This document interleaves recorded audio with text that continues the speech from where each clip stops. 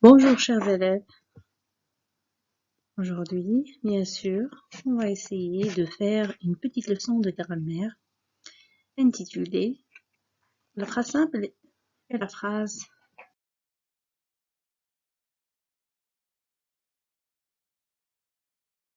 complexe. D'abord, on doit se poser la question, qu'est-ce qu'une phrase? La plupart de vous savez que une phrase est un ensemble de mots qui a un sens. Bien sûr, un ensemble de mots qui a un sens, commence par un majuscule et se termine par un point, ça c'est tout le monde, c'est une chose que tout le monde connaît. Alors passons maintenant au grand 1, la phrase simple. Qu'est-ce qu'une phrase simple? Alors une phrase simple, c'est une phrase qui comporte un seul verbe conjugué. Ça veut dire qu'il contient un seul verbe conjugué. À ce moment-là, on dit que c'est une phrase simple. Prenons cet exemple. Nous avions rendez-vous ici. Alors, nous avions, c'est le verbe avoir à l'imparfait, c'est le verbe un. Et bien sûr, on dit directement que c'est une phrase simple.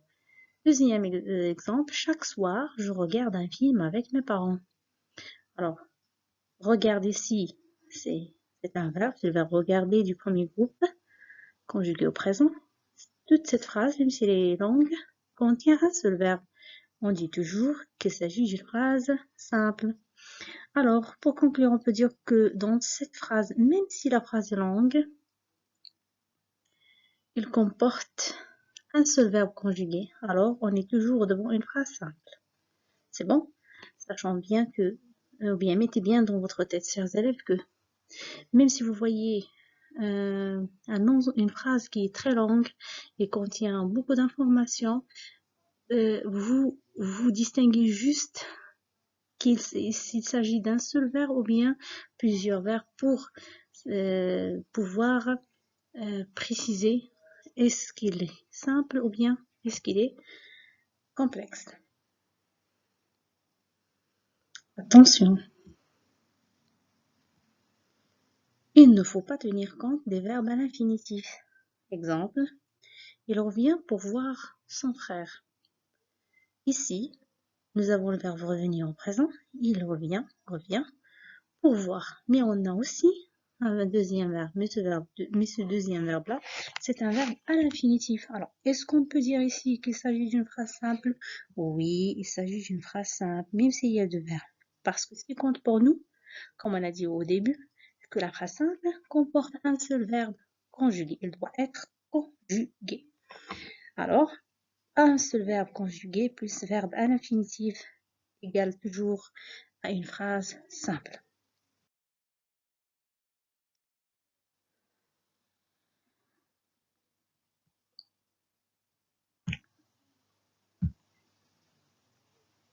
Passons maintenant à la phrase complexe.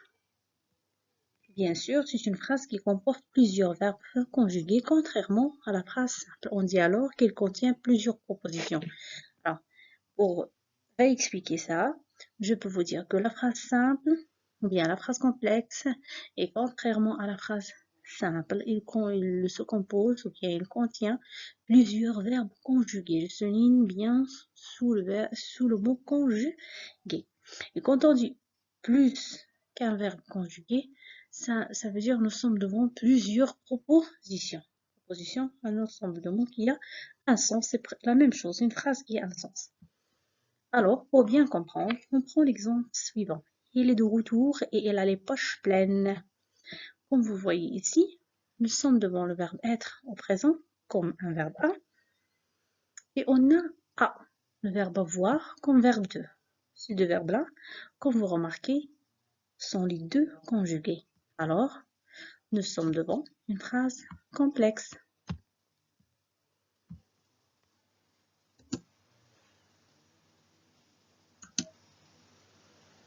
Alors, et quand on dit verbe 1 plus un verbe 2 conjugué, ça nous donne deux propositions.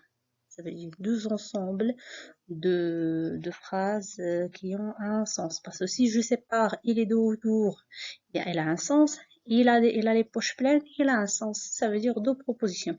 Une proposition doit avoir un sens. Alors, important. Une phrase est complexe, même si les verbes qu'il contient ont le même sujet.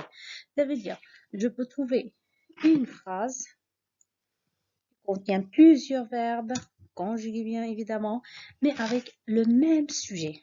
Exemple, il revient au pays, retrouve son frère, puis repart. Alors, il revient au pays, le sujet ici c'est il, qui retrouve son frère c'est il, puis repart, qui repart c'est il. Ça veut dire trois verbes ici avec un seul et même sujet. D'accord? Verbe A, verbe 2 et verbe 3. Nous sommes devant alors la première proposition, la deuxième proposition, troisième proposition. Ça veut dire chaque verbe conjugué représente une proposition et un sens. Alors, il revient au pays, il a un sens. Retrouve son frère, il a un sens. Puis repart, il a un sens. Qu'est-ce qu'on peut conclure ici? On peut dire que on est devant trois propositions. Que trois verbes conjugués égale à trois propositions.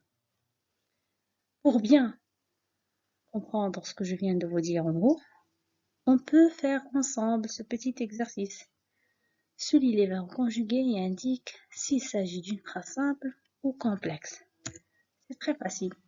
D'abord, je lis ma phrase. Luis ne répond jamais au téléphone car il n'aime pas ça. Alors, Luis, le sujet de notre phrase, répond, c'est le verbe. Jamais au téléphone car il aime, c'est le verbe aimer. Alors, je suis devant deux verbes, répondre et aimer, ils sont les deux conjugués. Alors, ici, je suis devant une phrase complexe, bien évidemment. Mes deux phrases sont conjuguées, parce que mes deux verbes, sont conjugués. Vincent a fêté ses 2 ans samedi dernier. Vincent, c'est le sujet de notre phrase. A fêter, c'est le verbe de notre phrase. C'est 2 ans samedi dernier. Alors, a fêter, c'est le verbe conjugué. Automatiquement, je suis devant une phrase simple. Je crois, mes enfants, que la règle facile de cette leçon, il s'agit seulement de suivre ce que je viens de vous noter, mais bien sûr, cette leçon, si je peux dire qu'il se compose de deux parties. L'une est facile, qui est la phrase simple. Bien sûr, ici, j'ai essayé de vous expliquer la phrase complexe dans sa généralité, mais j'aime bien vous dire que vous ne savez pas beaucoup de choses sur la phrase complexe toute seule, parce qu'il y en a d'autres détails que vous allez savoir par la suite. La phrase complexe contient beaucoup des informations que vous devez retenir, mais moi, vraiment, j'ai essayé de vous aider, de vous montrer dans cette vidéo seulement la différence entre ces deux notions. D'accord? Mais la phrase complexe contient des juxtapositions, des coordinations et ainsi de suite, des choses qu'on va traiter par la suite. D'accord? Alors, à bientôt, chers élèves.